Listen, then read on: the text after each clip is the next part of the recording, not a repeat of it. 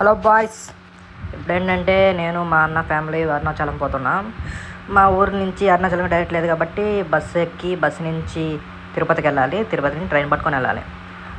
ఇతనే మా అన్న. హాయ్ చెప్పండి మా అన్నయ్య. అలా పడుకొని లేచేసరికి కోడూరు వచ్చింది. కోడూరు నుంచి అట్లా మేలుకొని ఉన్నా, బయట వ్యూ ఎంజాయ్ చేస్తూ బాగా కొద్దిగా కూల్గా ఉంది వెదర్. అలా ఇలా చూసుకుంటూనే అమరా హాస్పిటల్ వచ్చేసింది. ఇంకా మనం తిరుపతిలోకి ఎంటర్ అయిపోయాం. ఇక్కడ నుంచి మనం తిరుపతి స్టేషన్కి వెళ్ళాలి. పెద్ద దూరమే ఉండదు, దగ్గరే.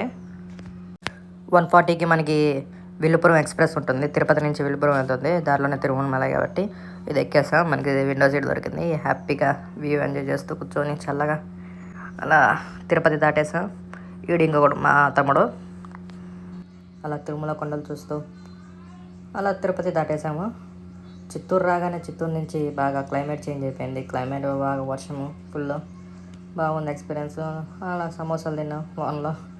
కాట్పాడి జంక్షన్ రాగానే 1.5 hour ఆపేసాడు లిటరల్లీ. వర్షం బీభత్సంగా పడింది. ఆ వర్షం తగ్గనే తెలిసిందేగా ఫొటోస్ వీడియోస్ అని. మనం అలా అదే పనిలో ఉన్నాం. తిరువణమలై రాగానే నాకు మన చాకంటి గారి ఒక లైన్ గుర్తొచ్చింది. అదేంటో మీరే వినండి. అరుణాచల ప్రవేశము అంత తేలికైన విషయం కాదు. అరుణాచలంలోకి వెళ్ళాడు అంటే వాడికి ఏదో అధికారం ఉంది, పరమేశ్వరానుగ్రహాన్ని పొంది ఉన్నాడని గుర్తు. అరుణాచలం వెళ్ళి అడగని వాడిది పాపం తప్ప, అరుణాచలం వెళ్ళినటువంటి వాడికి, అరుణాచలం వెళ్ళి ప్రార్థించిన వాడికి సాధారణంగా కోరిక తీరకపోవడం అన్నది ఉండదు. అంత పరమపావనమైనటువంటి క్షేత్రము ఆ అరుణాచలం. తిరుమలైకి 6:30కి చేరుకున్నాము. అక్కడి నుంచి మనం ఆంధ్ర సత్రంకి వెళ్తున్నాం. మీకు ఆంధ్ర సత్రం చూపిద్దాం అనుకున్నా, కానీ రికార్డ్ చేయడం మర్చిపోయాను. ఇంకా విషయంలోకి వెళ్తే మేము 4కి లేచేసి మా గిరి ప్రదక్షిణ స్టార్ట్ చేసాము. ఎగ్జాక్ట్గా 4:30కి మేము గుడి ముందుకు వచ్చేసి ఇక్కడ మా కర్పూరం అదే దీపం టెంకాయ కొట్టేసి మా గిరి ప్రదక్షిణ స్టార్ట్ చేసాము. ఈ గిరి ప్రదక్షిణలో మీకు 9 లింగాలు నేను చూపిస్తాను. ఫస్ట్ ఇంద్రలింగం వస్తుంది మనకి, అది 100 meters దూరంలో ఉంటుంది. తర్వాత అగ్నిలింగం, తర్వాత యమలింగం. ఈ యమలింగం అనేది మనకి 2.5 kilometers తర్వాత వస్తుంది. ఆ తర్వాత వచ్చే రోడ్లో ఆ వ్యూ కానీ ఆ గ్రీనరీ కానీ చాలా బాగుంటుంది. మీరు ఎంజాయ్ చేస్తారు కన్ఫామ్. అది డే టైం అయినా నైట్ టైం అయినా చాలా బాగుంటుంది. ఇంకా తెలిసిందే కదా, సైలెంట్గా వెళ్తే బాగోదు కాబట్టి నేను మా తమ్ముడు కొద్దిగా గోలగోలు చేసాము. రోడ్ అమ్మిడే శివయ్య శివయ్య అంట అరుస్తూ ముందర వెళ్ళే వాళ్ళు మా మొక్కల్లో చూస్తున్నారట్టే.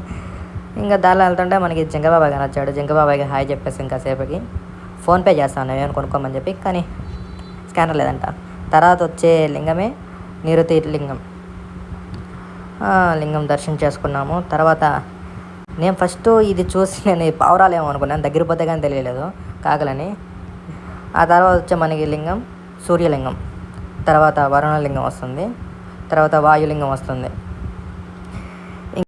అలా వాయులింగం చూసి తర్వాత చంద్రలింగం, తర్వాత కుబేరలింగం. ఈ కుబేరలింగం తర్వాత వచ్చేది మనకి మోక్ష మార్గం. చూసారు కదా, లిటరల్లీ 2.5 hour అయింది ఈ క్యూలో మనకి. ఆ తర్వాత మన పాపాలన్నీ కడుక్కునేకి ఆ మోక్ష మార్గంలోకి అలా దూరి అలా సైడ్కి వచ్చేసేసాము. బాగా ఎంజాయ్ చేసాము అదైతే. తర్వాత వచ్చేది మనకి ఈశాన్యలింగం. తర్వాత మేము 10:30కి వచ్చేసాము. డైరెక్ట్ క్యూలోకి వెళ్ళిపోయాము. క్యూ ఏమో మామూలుగా లేదు, బీభత్సంగా ఉంది. ఇలా కాదులే అని చెప్పేసి నేను పక్కకెళ్ళి కూర్చున్నాను. మీకు ఒకటి చెప్పాలి, మోక్షమారం దగ్గర వేరే అమ్మాయితో గొడవైంది. గొడవ ఏదో కాదు, అక్క అని పిలిచని చెప్పి గొడవ వేసుకునేది. అదేందో మనకి తెలియదు. మరి మీకు ఈ సర్కిల్ తెలుసు కదా, ఈ సర్కిల్లో నిలబడుకొని చూస్తే మనకి 9 గోపురాలు అనేది కనొస్తాయని చెప్పి అంటారు. ఇప్పుడు నేను చూపిస్తాను మీకు ఆ 9 గోపురాలు.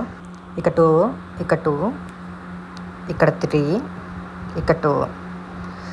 అలా మనకి 3:30 కల్లా దర్శనం అయిపోయింది. ఇంకా మనం రిటర్న్ అయిపోతున్నాం.